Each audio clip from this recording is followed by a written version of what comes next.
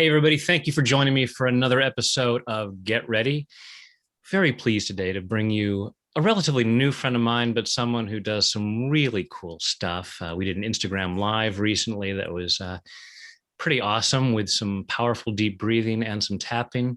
So let me tell you about Biet. She is a world-renowned meditation leader. And as a musician, she weaves the world of pop culture and spirituality, teaching practical applications of ancient spiritual wisdom. The teachings are featured in her best-selling book, Don't Just Sit There, published by Simon and Schuster, featured in Vogue, Forbes, Elle, and Time magazine, and is the resident meditation guru at the Sundance Film Festival, One Hotels, MoMA, and Soul Cycle. Biet advises spiritual best practices for hotels and brands. Biet is known for modernizing the spiritual path and has been called the meditation guru for the next generation. And she has also been called the David Bowie of meditation. And for those of you who know what a huge Bowie fan I am, you would know that that's enough to know. So, ladies and gentlemen, Biet Simkin. Hey, Biet. Hi, How are you doing today?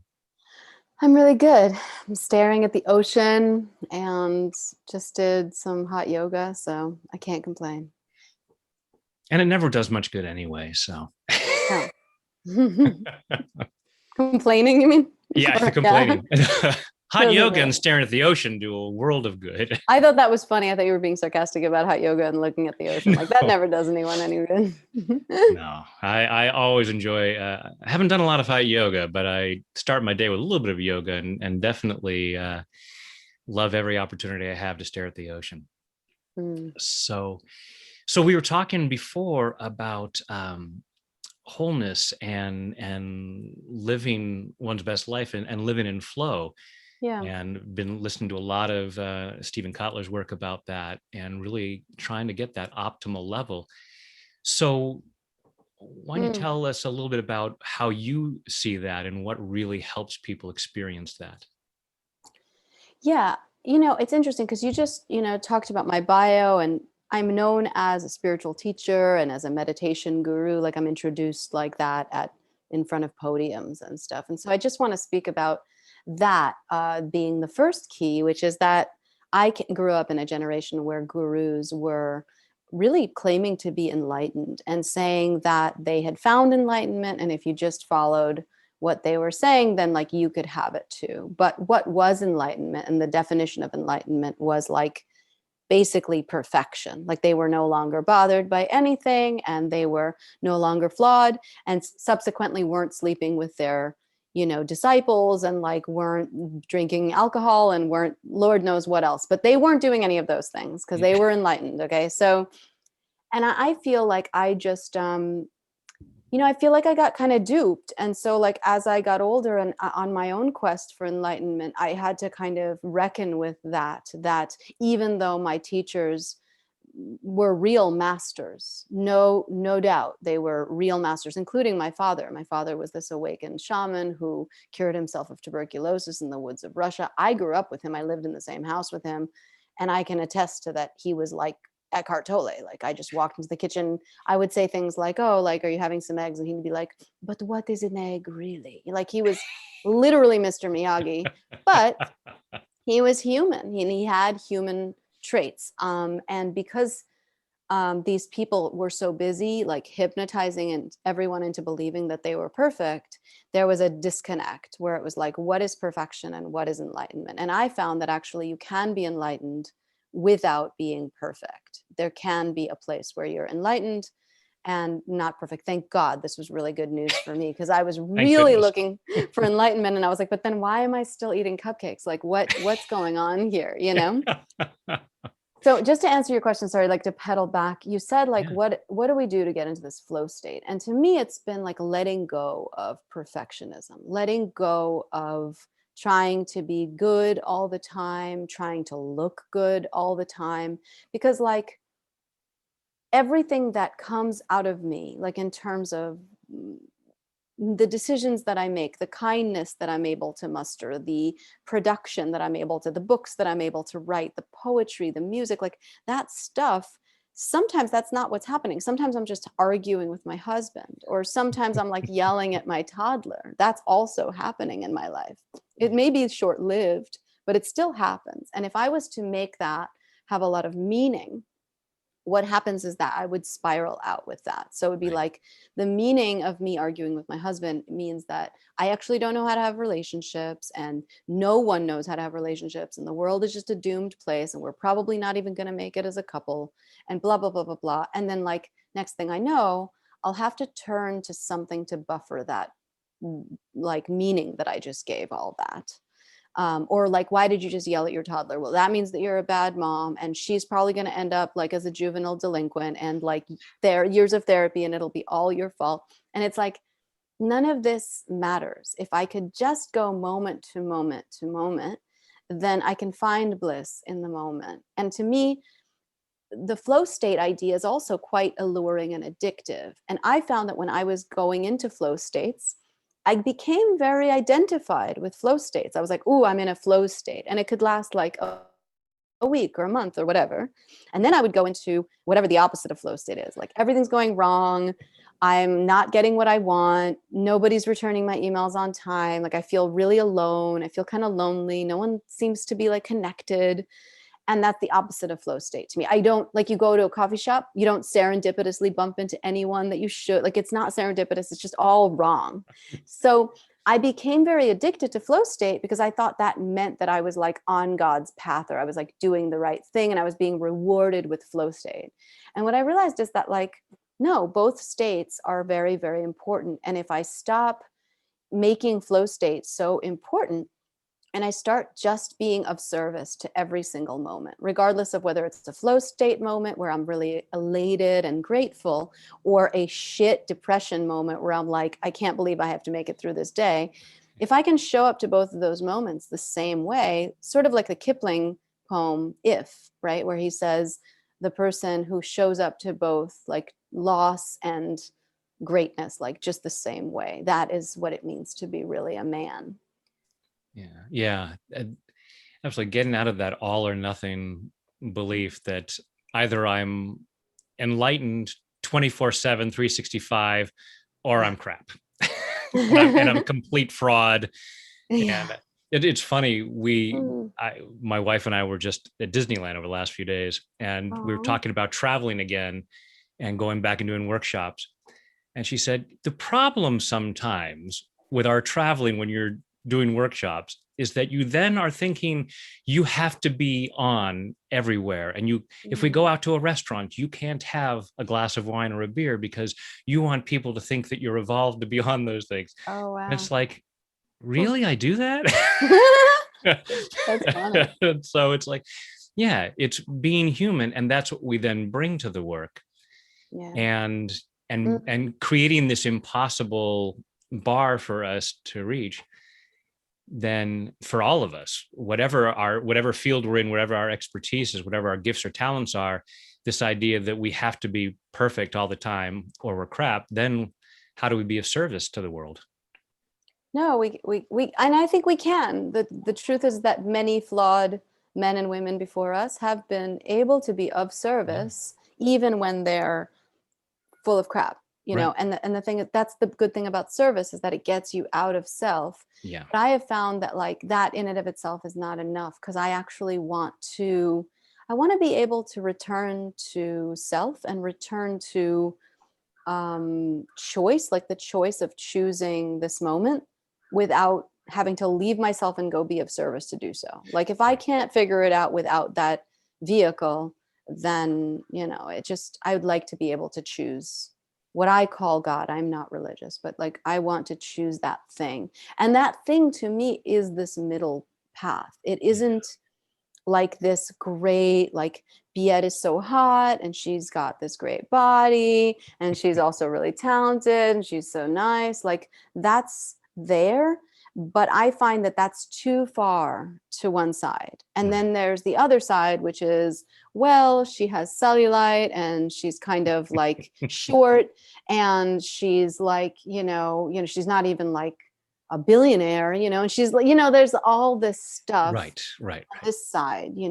And so then if you can't combine and ask yourself, like, where am I both of those? Because it happens so subtly, like it's very insidious. Like the voice will come in and be like, you're so amazing, like you're so special. And really what it's trying to do is lure you to one side.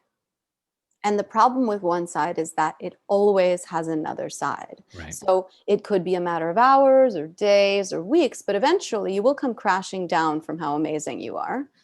And so, like, as soon as I hear that voice, that seductive voice, it's seductive on both sides. It's either telling me I'm really amazing, or telling me I am such a loser. And so what I try to do is I try to, at that moment, is to remember the other half. Okay, yeah, like you are amazing, but how about all the stuff that you really hate about yourself and you're like ashamed of? And then I try to see them together, like as one. And then I'm like, do you like her, that person, the one who's both of those things? Yeah. And the answer is yes, but it's not just yes, it's like more so. I really like her the most. Right. I don't need this thing. The idea is that I think we get really, especially with advertising and motivational speaking and all this stuff, it's all this like whole journey is just to eradicate yourself of that stuff on the, let's say, right hand side, left hand side, like right hand side, like bad, bad, bad. Yeah. I'll just eradicate it. I might be 80 by the time I do it, but I'm going to fucking do it. I'm going to get it out. And it's like, no, like you can't be rid of this stuff while you're on the planet. So how can we neutralize and take that middle path and really fall in love with like the gross, loser, vulnerable, like looking bad, angry, fighting, like depressed, crying part of ourselves? Right. And it's not a matter of just we're awesome in spite of that, but that's part of our awesomeness, this entire wholeness of who we are. And loving all of that. It's like, yes, I am this and I am this, and that's what makes me this, which is of service to the world and of service to me, and allows me to relax and enjoy life. Because when you're up on that pedestal, there's edges that you can fall off. So true. And we will fall off that. Or when you're down in the gutter, like looking up at all the famous, wealthy, celebrity, brilliant people, like winning Pulitzer Prize, whatever, like you're looking up from the gutter being like, oh, if only I could be at the king's table. Yeah. It's the same place. Like there's just nowhere to go from either of those locations. And it's not necessarily even just the famous people see in the media, because we see this with social media, with Facebook and Instagram, and people post the pictures of that amazing life. Yeah. You know, and you can't see what's off to the side of the camera, like where all the dirty laundry is piled up or whatever. Totally. And yeah, we get this, we're very much in a place of false images, and then having this expectation of us that there's something wrong with us, because in our life, we can see the pile of dirty laundry and no one else seems to have that. And allowing ourselves to say, you know, I keep thinking of that, the expression, you know, before enlightenment, the laundry, after enlightenment, the laundry. Mm-hmm. Yeah, it can be really disheartening when you're like doing laundry once you're enlightened. You're like, wait, I thought I was gonna get out of this. I would just pass my hand over the clothes and they would automatically be cleared of filth. Of course. Yeah. And curing lepers of, you know, leprosy and making people walk on water. When will it all happen? Right. I just pass my hand over my food and it's automatically cooked. Amazing. I like the way you think. This is it. Only say the word and it shall be cooked. Only say the word and your clothes shall be cleaned. Totally. But until we get there, it's enjoying that middle path. Yeah, until we get where. I actually finally realized that I don't want to get there. Exactly. Like I used to think if I could just get it right, I could incarnate off this goddamn planet and finally be free from this world of duality and hell, you know? And as much as I looked at it that way, I just felt like something's off with this idea, because interestingly, like the Buddhist idea, which is so, I don't know, profoundly more freeing-ish looking than the Christian Judeo mythologies, which are very like, when you die, You'll be judged, and then like you're either a good girl or you're like a bad girl. Like that sounded really horrible to me. So I was Right. drawn towards the Eastern stuff as a kid. And but it's really kind of the same shit, because they're saying like you just have to incarnate like millions of times, but eventually you'll get off this planet and you'll incarnate into something else that isn't trapped in duality. That's kind of the idea. And so like that occurred to me also as like, this mythology isn't working for me anymore, because if getting off the planet is the final frontier, then why did I come here? Did I really come here? Like, did I come? And then one idea that was presented to me while I was still very young in my journey, someone said to me, well, we came here to purify, right? Like, and then once we're purified, then our soul is purified and we can go do whatever, right? Like a shower, like Earth is like a Right. shower where it's like a shit and shower where you come in, you poop, you shower, and then you can go on to like whatever. Right. But I feel like, and this is again, this is imagination, but I feel like I strongly recall being of a world where these problems don't exist. And when I was a kid, I felt like something's wrong here. Like this planet, all this death and war and poverty and famine and depression and loneliness, and I don't I don't think I remember this from where I came, whatever that feeling was, right? Right.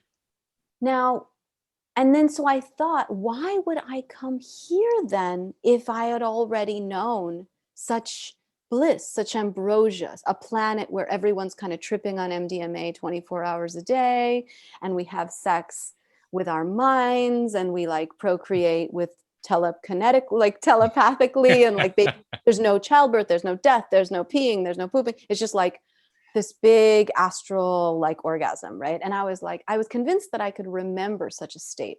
And when I took drugs, which, I don't know if you know my journey, but I took a lot of those. And I was like, see, like when I took LSD and mushrooms, and I was like, I remembered what I had already known as a kid.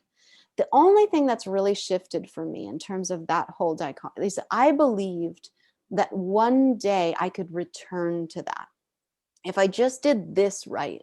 And what I've learned while being trapped on this little nugget of a special planet that is Earth is, and by trapped, I mean, like, I also don't believe that suicide is a way out of this planet. This is a place. We are here for a reason. And there's nothing against suicide. If people want to go kill themselves, have at it. Like, no, I have no judgments of that. I could even do it. I'm not saying that there's anything wrong with any of that. I'm just saying for me, it feels like this is a sentence until it's over, until I kill myself or someone else kills me or cancer or whatever, like I'm here. So for me, it's like, what if this is it? What if this is actually the upgrade? What if I can go back to Ecstasy Planet anytime I want? But what if I actually was like, that's a bunch of boring, and I'm going to come to Earth where shit's mega fucked. Like it's cray. And I think about it and it just makes so much more sense to me. Like, not that you could graduate out of here, but that this is the Ambrosia, a place where all is possible and you get to vacillate between the worlds. And if you're really diligent and if you stop listening to the noise of the left and the right and the left and the yes and the no and the good and the bad and the like and the dislike, and you just shh and quiet it enough, you'll find this place. And that place is like, it's like nothing else. It's so good here because you're no longer bothered by the way things are difficult, but you're also no longer like so excited about the way things are amazing. So you're kind of like just great with all of it. Yeah.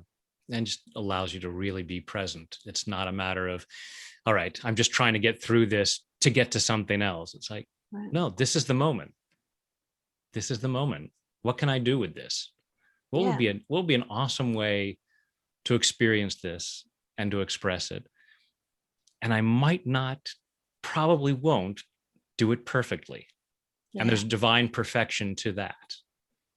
Yeah. No, not perfectly. Yeah. And not trying to do it perfectly, just going, okay, what's the, how can I experience this? And Yeah.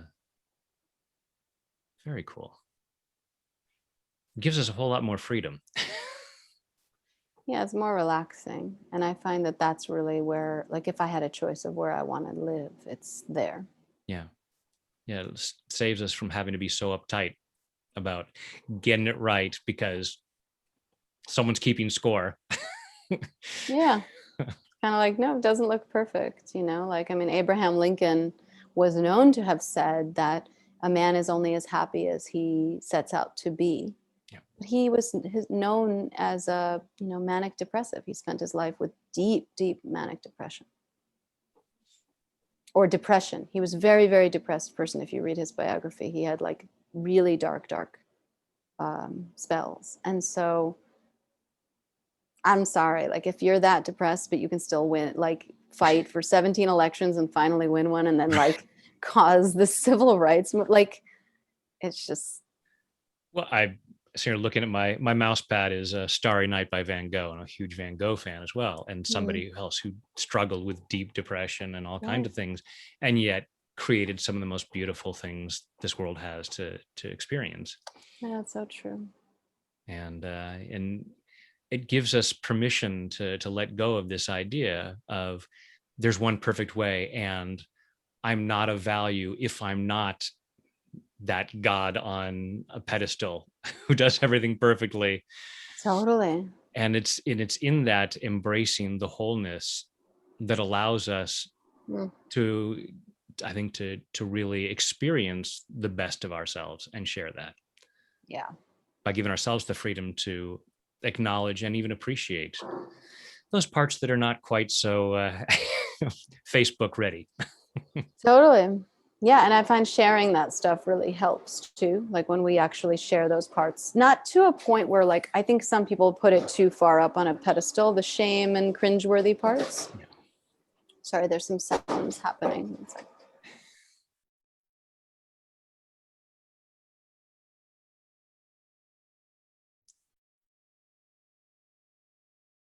it's a recycling vehicle. So I thought it was just cash. she's a big green truck. Big green trucks happen. Yeah. These big birds are flying over. Um, yeah, it's like it's not putting that the cringeworthy stuff on a pedestal either. Like it's not like I want to sit here and tell you all about my dirty laundry, but also I want to be able to share about my dirty laundry with the same enthusiasm and plainness that I do about my accomplishments. Because if we hold them too far apart, we're setting ourselves up for this very uncomfortable. And it's also a matter of choice. Like I can be clear that I am whole and I am all these things and I have all these darknesses. And I can also choose to be wealthy or to be famous or to have an extraordinary life and to spend time with other extraordinary people. That's a choice. I can make those choices. It doesn't mean that I'm better than anyone else. That's the thing that's really like hard to Right. get. It's just a choice. And when we put out this image or try to cling to it for ourselves or for the viewing public, that there's some level of perfection, Mm, then it robs people of it. I've worked with so many people who are like, mm, well, I can't ever have that because I've always had this. mhm. And those people, wealthy people have always been wealthy. Happy people have always been happy. Yeah. It's like, no, everybody experiences both.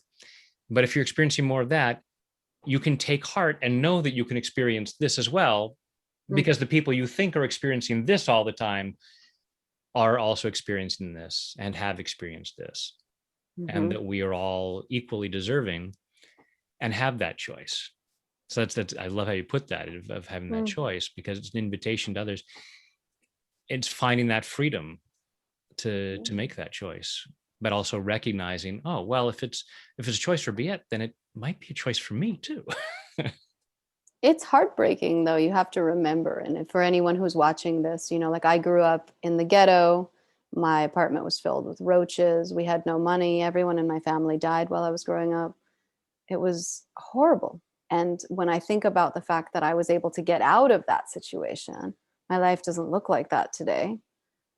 Um, it's painful. There's something about that heart level of heartbreak that I think is a little bit addictive slash like, it has it's our heart, like our security. When we were kids, if you were a kid and you suffered like that, you had memories of safety then in those moments. Maybe it was from a $1 pizza on the sidewalk, but it was like something, you had something. You had nothing, but you had something. And there was something about having nothing. Like there's that Bob Dylan line, like when you got nothing, you've got nothing to lose. Yeah. It can get really addictive. We can get really addicted to that. Well, at least if I have nothing, I don't have to worry, and actually that was one of the key moments for me when I was moving into becoming very wealthy. Was I was walking down a street in New York, and at that time I was making very little money, and I saw one of those beautiful like 4-story brownstones on the Upper East Side. Like I was walking, the truck is back. 1 second. I was walking and I saw it, and there was a Christmas tree and this beautiful family and like Afghans, like having this gorgeous Christmas gathering or whatever. And I looked through the window and I saw it and I was like, oh, like that looks so good. And I guess the next thought was the obvious one, which is, can you imagine owning a 4-story brownstone in Manhattan and like having a Christmas party? And it occurred to me in that moment that I felt that if I had that, it would be harder to die. Like I thought, well, if I get that, it'll be harder to die because I'll have so much to lose on my deathbed, because I'll be parting with all this money and this brownstone and this family. And like, I was like keeping myself from wealth because I didn't want to lose these things. And so at that moment, I made the decision, like, I'm going to lose a lot when I die. Like I'm going to lose a fuck ton of stuff and money, and I'm going to like let that be the choice that I make. And that was one of the key transitions into wealth for me. Absolutely. We're addicted to what feels comfortable, what feels familiar. And we make all kinds of excuses for why we need that. I love that story because it's a brilliant way of looking at, oh, why do I avoid wealth? Because it would be painful. It would be painful to have that to lose, and that recognition of, I can handle that. Bring it on. I can handle having a lot to lose when I leave. Yeah. It takes some balls. It takes courage to be willing to lose all that. That's why for everyone watching this, it takes courage to be open to this kind of information, and to say, I'm willing to change what I'm experiencing because there's something else that's possible. And just by the mere fact that people are watching this, that's because you're making the choice and you're saying, I'm willing to make different choices. I'm willing to experience more of everything, more of life. And yeah. So what would be in terms there's obviously numerous modalities that you use in terms of breath work and meditation and music.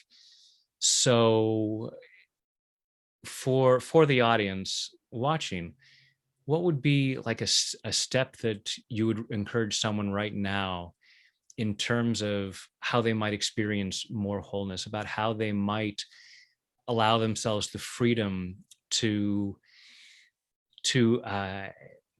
accept that middle way, to enjoy, to embrace it?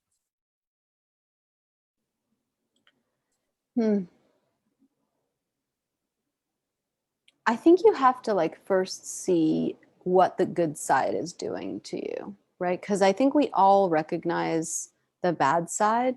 Like we can all say, oh, wow, like depression, I don't really like it. Self-pity, I don't really like it. I could really lose, the parts of me that are ungrateful and are like controlling and judgy. It's easier to spot that stuff. I think it's harder to see that they're connected. You're getting something out of all this stuff. It's kind of the back end. It's almost like in the same way that a hangover is the result of drinking. So judgment is the result of putting yourself above others, which feels good.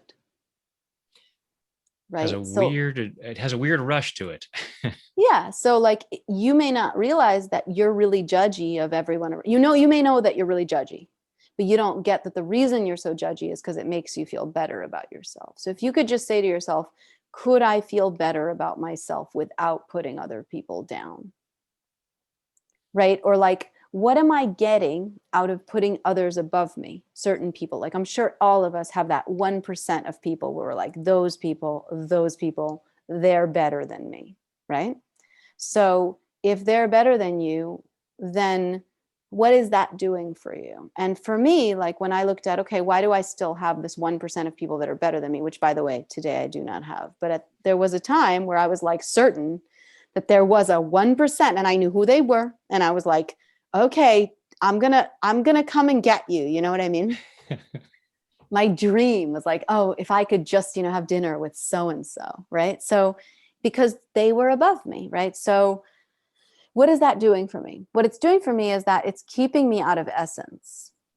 If you are looking at a certain 1% and they're better than you, what that really means is that you're actually probably like those people, but you're so afraid to be in your full expression that if you just keep putting those people above you, then you'll never have to get there. You'll always have to say, well, they won't let me into the table. That crowd's too cool. I don't get to be that amazing, et cetera, et cetera, et cetera. But if you actually were like, what if I actually am like one of those people? Then you would have to do all the things that those people did to get to wherever it is you wanted to go. Right. And that's where so we're edging out of actually doing that work. Yeah. So it's just seeing like, how is this working for me? And could I take another path to actually do something different? Is it possible there's an alternate path? Right. And that belief that they're better than us then leads us to feeling a need to say, well, at least I'm better than these other people. Oh yeah, it's a total side effect, of course. That's why Walt Whitman said, be curious, not judgmental. I have my little wristband that says cultivate peace, my reminder of what I'm here to. And I've been thinking I need one that says on the opposite side, be curious, not judgmental. Oh God, I catch myself judging all the time. And I just stop and say, oh, why did you do that, Biet? Right. And then the answer is always because you're jealous. Always. It's almost 100% jealousy that when I judge. Isn't that amazing? Yeah. So I'm trying to cover up jealousy with my judgment. Yeah. And that's actually because in that moment of being judgmental, you got curious instead of judgmental towards yourself. Right. And definitely encourage people. It's like when you catch yourself being self-righteous and judgmental, rather than judging yourself, get curious. Just say, well, why am I doing this? Mm-hmm. What is the fear that's going on? Because to me, there's always fear underneath all of the uncomfortable emotions. Mm-hmm. There's a level of fear. What am I afraid of, such that my old programming says, "Oh, I know what'll help me feel better, or it help me escape in the moment." Yep. Yeah. And then we can find that a sense of peace. Yeah. Cool. Well, I love talking to you. Just do some fabulous ideas and just really interesting information that I hope folks will find very illuminating. I want to say enlightening, because it's not that idea of being enlightened, but but it's certainly illuminating. And I greatly appreciate the work that you do and spending time with us and sharing this information. So grateful for you as well. Thank you.